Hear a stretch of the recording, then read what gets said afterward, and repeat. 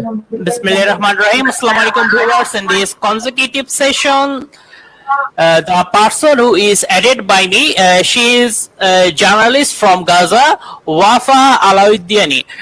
Sister Maximum from subcontinent, I mean India's Pakistanis are observing you, and viewers from your side, I mean Gaza, are also observing our conversation. Please introduce yourself first before our conversation. Hello, assalamu alaikum everyone. Here is Wafa Alauddini. I'm a journalist based here in the Gaza Strip in Palestine, or in occupied Palestine. I'm an activist as well. I'm a Palestinian refugee. My Palestinian parents, were forced to flee their homes in 1948 in what is right now called Israel. Also I lead a youth group called 16th October Group. It's a group of young journalists. We report about the daily life and what is happening here in Palestine, especially in the Gaza Strip, like the Israeli violations against the Palestinian people and everything that is happening here in Palestine. Actually, I write for different publications, for different international publications outside Gaza, outside Palestine. I report about the daily life for them, and I write several articles that were published in several international publications. I think this is all kind of all about me. Yeah. Okay, sister, can we know about your life journey? We know Gaza is a disputed land, and here people are living in open prison. So how do you continue your professional life in that situation where every day people are living in a turmoil? Yeah. It's not easy, of course, to live under such conditions, to live in a country that is occupied by, another entity. You know that Palestine got occupied by the Israeli occupation since 1948, when Israel was established at that moment. So, being a journalist in these areas, it's not easy because that we every single day we are subjected to being killed, to being injured, to being detained, to being oppressed by the Israeli occupation authorities here in Palestine. So we just our life is at risk. So we have like hundreds of Palestinian journalists got killed or get murdered by the Israeli fire, and we have several, like hundred of them got detained, and they are in the Israeli jails right now. We have so many lost their jobs because of they got injured while they are reporting about it in life here in Palestine. So I know just some of my friends. I know one of them while he was covering the events, or while he was covering what is happening in 2008 offensive on the Gaza Strip, he lost both his legs, and now he is disabled. Just he is on his wheelchairs, but he kept in doing his job, and he kept reporting about the daily life, kept videoing and filming what is happening exactly in Palestine, in particular in the Gaza Strip. So we just go on. We know that this is not an easy task. We know that we are subjected to the Israeli brutality every single day. But we manage, to keep on and speak for our people, speak for exactly what is happening on the ground, not what the mainstream media are reporting about what is happening here. So they just report the Israeli side and report what the Palestinian, the oppressors. They just consider the Palestinian people as our oppressors, and they just oppress the Israelis, and then we are the people who are occupied, we are the oppressed. We speak for our people. We keep reports about the daily life, about the Israeli violations against our people, about our people who are being besieged, who are being oppressed, who are being assaulted by the Israeli forces every day. Even these days there's coronavirus and COVID-19 pandemic here in Palestine. But unfortunately, the Israeli occupation authorities, they do not stop. Every day they just invaded towns. Every day they just detained Palestinians. Every down there is like an Israeli raid to Palestinian towns. And every day also there is a demolition for Palestinian houses in the West Bank and in Jerusalem. Also, there is like every day there is like there is like a violation for international law. And you know that just in the 1st of July they announced that they are going to annex some Palestinian areas in the West Bank and in Jordan Valley. And you know that there are so hundreds of cases, I mean thousands of cases in Israel, and so many got died of this COVID-19. But despite all of these things, actually they just keep on assaulting people, keep on oppress the people here, and keep on their plans to annex more Palestinian lands. As I said before, it's not easy, to be a journalist working in conflict areas, especially in Palestine, especially when Israel is acting as it is above the law. You know that so many got killed, so many innocent got killed and got murdered by their fire, and nobody act to stop them. Nobody act to sue them in the international court. So this is, the point that they are just they have the power of the media, the power of everything, and they are just act that they are above the law and they can do whatever they want, and they can, oppress the people more and more every day, fearing nobody. So it's a very difficult, a very harsh thing to live in under such condition. Yeah. So, sister, the way you explain everything, that the dwellers of Gaza, they're remaining victim of extrajudiciary violence that is created by the IDF forces. So, how can it be possible? We are watching that since 1948. The entire world is watching that situation, and always they do the blame game on Hamas, and ultimately the civilians, especially the young children, are remaining victim of that extrajudiciary violence there, and this is the gross misutilization of humanity. So, not as a journalist, as a citizen, as a peace lover citizen of Palestine, what is your point of view? How can it be possible to bring tranquility and to establish solution between Israel and Palestine? And in several times we witnessed in previous time we observed that mercilessly the Israeli forces, they are brutally torturing the dwellers of Palestine. They are telling that they're just reformers. They're trying to bring tranquility. They are doing that for bringing ultimate solution. So we should recognize the dwellers of both sides as human. So how can it be possible to bring negotiation between the dwellers of Palestine and Israel to establish tranquility forever there? So you are asking me about a solution for this conflict, right? Yes, exactly.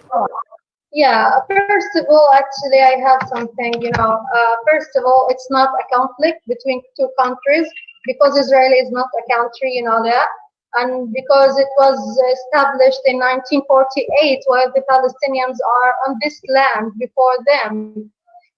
So how do you want to convince the people that there is a country that is built on their houses, that is built on their land, and then you are asking for peace? It's just, it doesn't make any sense, because they are not here from the very beginning. They are the Palestinian people. They are found in this land, and then another occupation came from Europe countries, from different countries across the world, and then you are asking them to live with them in peace. How come? Just injustice here.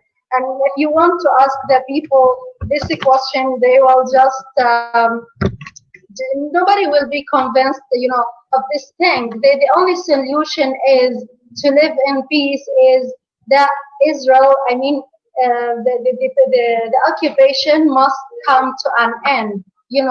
There shouldn't be something like an occupation here in Palestine.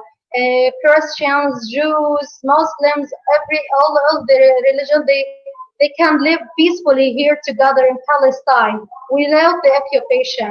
But indeed, what is happening here in Palestine, it has nothing to do with a country that is a democratic country or stuff. It's just occupation that work every day to annex more Palestinian land. That work, to kill Palestinian every single day.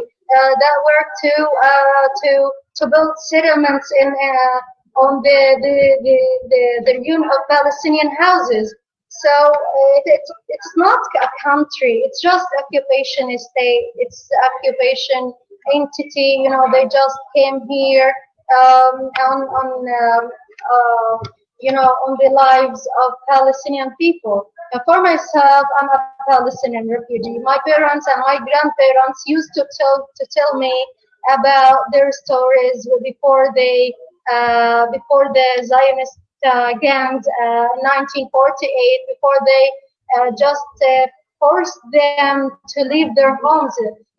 So many massacres. You remember that we have Deir Yassin, we have Sabra Shatila, we have so many massacres.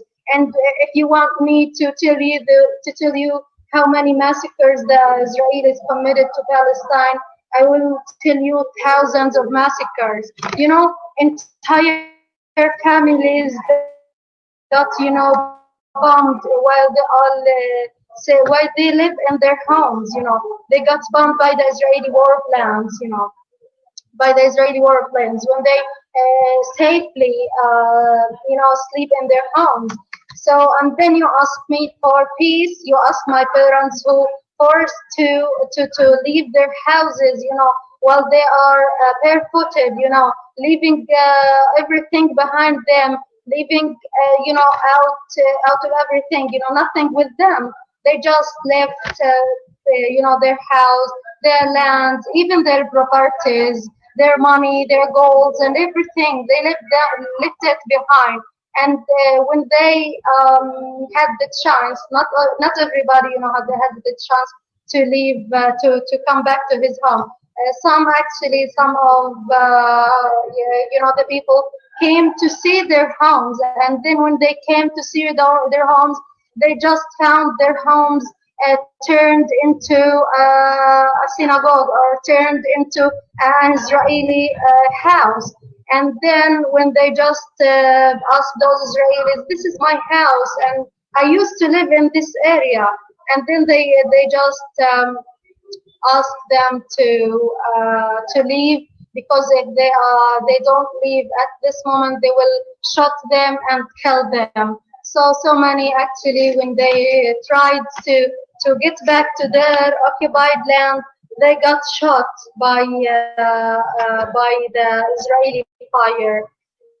And some of them, as my grandparents, they live here in the Gaza Strip as a refugee, and other Palestinians are, some of them, like over thousands, I think nearly a million or stuff, outside Palestine, and all of them are refugees. They live in different countries, whether Arab countries or European countries. So those, if you are talking about peace, uh, how come, those people, they used to have homes here in Palestine. They used to have lands here in Palestine. So the first thing they should say that we need to return back to our homes. Then we can, live together in peace with Jews, with the Christians. We have nothing to do with them. They have their religion and we have our religion, and it's okay. And before actually the Israeli occupation, prevailed or founded in 1948, Muslims, Christians, and even Jews, they lived peacefully together here in Palestine without anything. But after the establishment of Israel, so many troubles happened here, and so many oppressions, so many injustice happened here in Palestine. And while the Palestinians are just suffering every single day, the Israelis are just, live in a very decent life, while they have everything around them, while they have the power of all, of everything. So I don't know, the solution is just so clear, and the people, all of the people around the world, they have to believe that the only solution for the Palestinian cause is to end the unjust occupation on Palestine, and I'm sure then everything will be okay. Jews, Palestinians, Muslims, Christians, and everybody, they can live here in a decent life, in a peaceful life, like other countries. Just to end the occupation. This is the only solution in my point of view and in the Palestinians' point of view.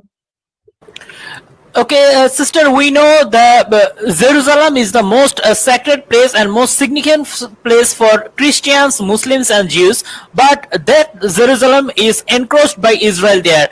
Can we know, as tomorrow is Jummah Day, and how do the Muslims of Palestine perform their prayer in the Al-Aqsa Mosque? Do they face any type of barrier while they have to perform prayer there in Al-Aqsa Mosque?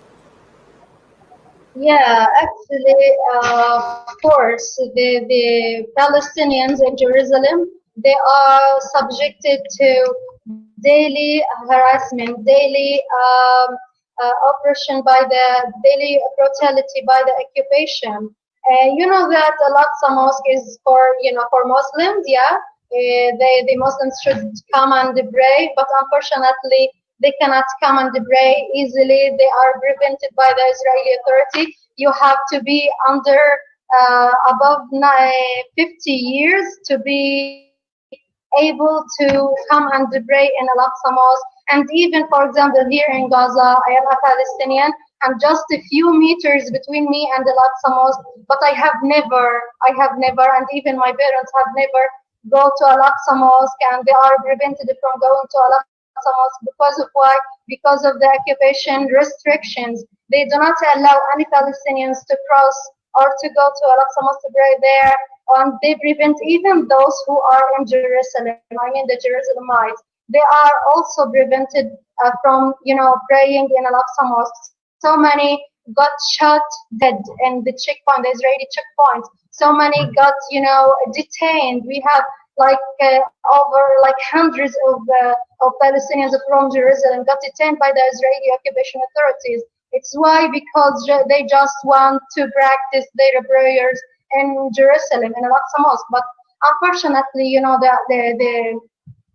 I'm talking, for example, about myself. I'm Palestinian living here in Gaza, and I can't go there. Even those who are in the West Bank, they cannot go to the West Bank, to Jerusalem, and they cannot go there easily.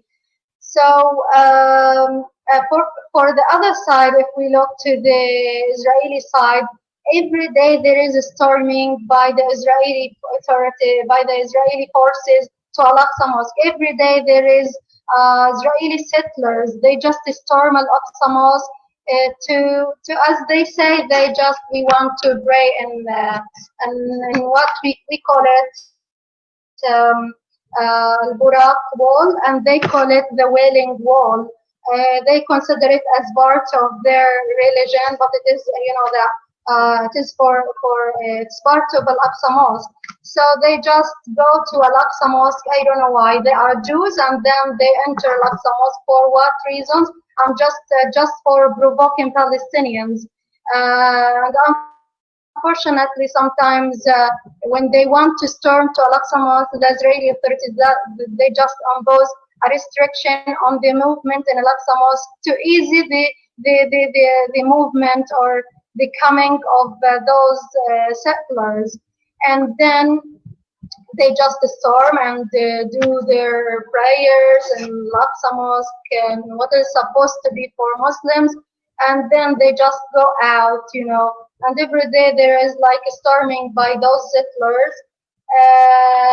And just I know, like yesterday they tried actually to change some of the history in Al-Aqsa Mosque, and actually they are every day they just that some streets they used to be Palestinians name or Arab names, but these days actually they change the name of the street into Hebrew language. They just, for example, there is a name for a street, or it is like an Arabic name, and then they just turned it into Hebrew name. Not only streets, sometimes cemeteries that back to long decades. It belongs to Muslims and tombs and stuff, but they just demolish these cemeteries, and sometimes they turned these places into Hebrew history because they don't have history indeed inside Jerusalem. That's why every day they try to prove that they have something, or they have history inside Jerusalem by changing the name of the places, by changing the name of the streets, by changing, by creating indeed some historic buildings. And that every day there is like demolition of Palestinian houses. And that sometimes you find like there are like Palestinians, they live in Jerusalem for long decades, and then suddenly the Israeli authorities, they came, knocked at their doors, and they asked them to leave their house because it was built in an illegal area or stuff. They have their justifications also, always, and sometimes you find that it's so heartbreaking to see such people that used to live in this house, and then suddenly the Israelis ask them to leave their house and ask them to demolish this house because it is illegal according to their law, which is they never recognize any of the laws. So sometimes there is something that is actually so heartbreaking, so harsh. When the Israeli occupation authorities asked the Palestinian people in Jerusalem to demolish his home by his hand. If he doesn't demolish this house by his hand, then he has to pay for a fine, because the Israeli authority will demolish his house instead of him. So this is just so sad, of course. To see such things, such inhumane thing, to ask somebody to get out from his house because this house becomes not your house anymore. And then you can, if you come in another day for example, for those houses that ask sometimes there are Jerusalemites. They are asked to eject to leave their homes because they are gonna give it to Israeli settlers, And then if you come on the other day, you can find the Israeli flags on the Palestinian homes. In this home, you can find the Israeli flags on it. While the Palestinians, when he used to live in this home, he is not allowed to raise any Palestinian flag. But when the Israeli take the Palestinian home, of course, the first thing he do just he raised the Israeli flag on this house because we believe that he just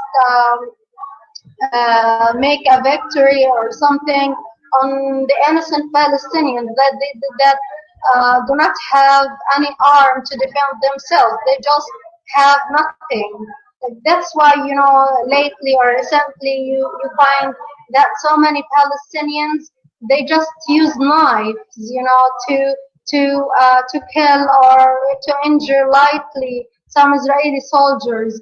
They just defend themselves by whatever they have. You know that they don't have like army, they don't have any arms, so they have to defend themselves by any means. And then that's why they sometimes recently we find some of the West Bankers, the people, the Palestinians in the West Bank and in Jerusalem, they use their cars, to ram on the Israeli soldiers to defend themselves indeed, to use the knife or stuff to defend themselves. And then on the mainstream media, those people are just rioters, are just terrorists because they use knife and use vehicles to kill and stuff. And then while the Israeli occupation forces, while they have like the most powerful army in the world, then nobody say anything about them. You have all the power, you have a very powerful army, and then nobody say anything that it is like a self-defense. How come the Israelis, have the right to defend themselves while Palestinians do not have the right to defend themselves? It's just, there is no injustice in here. If you want anybody to defend themselves, you have first to allow like the two parties to defend themselves. You don't have to say that Israel has the right to defend themselves while Palestinians do not have the right to defend themselves. It is just unfair thing, yeah. Actually, there's something I forgot. Sister, in a synopsis, they are violating the human rights, they are violating their fundamental rights, and they are contaminating the authentic information there. As you were telling that they are embedding the Arabian words into Hebrew words. So they want to hide the authentic information, but they forget that oppressors are always defeated. We know Jews are the follower of Moses, and the ideology of Moses is written in Torah. But ultimately, if we watch their attributes, it seems that they are following the philosophy of Pharaoh instead of Moses. Am I right? I think I am absolutely right. Actually, your voice was cutting away while you were speaking, so I didn't hear every single word you were saying. Pardon me. So, sorry, can you say that again? I told that we know Jews are the follower of Moses, and they follow the Torah is their religious book, and they, so far our knowledge, they read Torah and they have to, according to their regulation of the religion of Jew, they have to follow the ideology of Moses. But they never ever follow the ideology of Moses. Rather, they follow the philosophy of Pharaoh, as they are oppressing the unarmed innocent civilians of Palestine there. Probably you agree with me.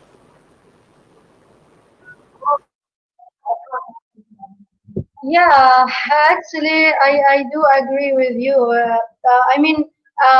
For the Israelis here in Palestine, they have nothing to do with any religion, indeed, because I'm sure that I know for myself, I know so many Jews outside Palestine, they don't believe in Israel, and they believe that Israel oppresses the Palestinian people.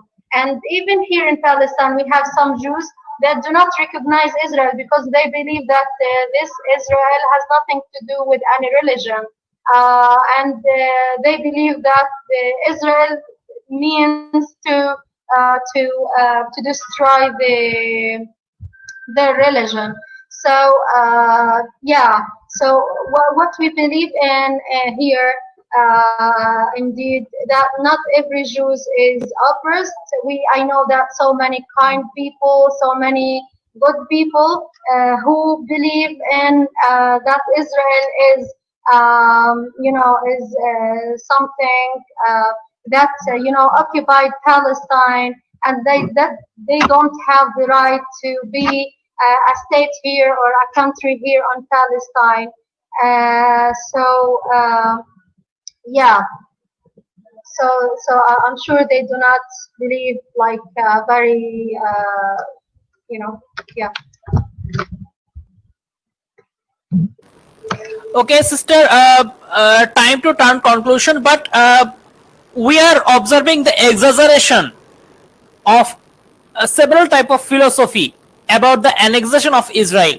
So what can be the future feedback of annexation? We are not convicting the dwellers of Palestine there. We are recognizing them as human, and we respect them. But do you think that annexation can bring solution, as they are telling that they are spreading that type of dialogue that annexation is for establishing solution? But while we watched in the previous time that in 2014, in 2008, the civilians of Palestine remained the victim of atrocity by miscellaneous of causes, because of some miscellaneous of causes, and annexation is another type of excuse is still created for creating hassle. And do you think that annexation can bring solution? And what can be the alternative part of annexation? What can be the alternative step of annexation for establishing peace and tranquility between Israel and Palestine? Yeah, actually, it is a very, I don't know how come annexation makes the peace here in Palestine just, this is Trump's deal. This is Trump's peace plan, which is completely nonsense. Talking about the annexation of others' land, and then you are talking, or it is not annexation. It is a stealing Palestinian land, and then give it to the Israelis, and then you are talking about peace. How come? It's not sense, of course.